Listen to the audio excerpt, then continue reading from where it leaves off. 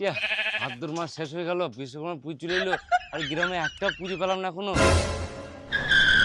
আরে ঠাকুর মশাই, বলছি আমার বাড়িতে বিশ্বকর্মা পুজো করবো, তা পুজোটা করে দিয়ে আসবেন। আচ্ছা বা ঠিক আছে, করে দিয়ে আসবো। আরে বলছিলাম কি কি জোগাড় করতে হবে সেটা তো বলে দিলেন না। আরে বেশি কিছু লাগবে না রে, 50 কেজি চাল, 5 কিলো করে 5 রকম ফল, আর 5 কেজি মিষ্টি, 5 কেজি দই, আর 5,000 টাকার দক্ষিণা, তাহলেই হবে।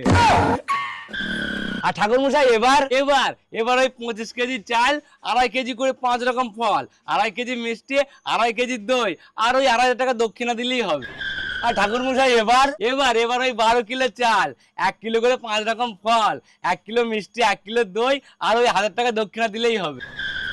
আর ঠাকুর মশাই এবার এবার 5 কিলো চাল, 5টা 5 রকম ফল, 50 টাকার মিষ্টি, 50 টাকার দই, আর 50 টাকা দক্ষিণা। আর ঠাকুর মশাই এবার আরে ভিখারি, তুই বাড়ি চলে যা, আমি এমনি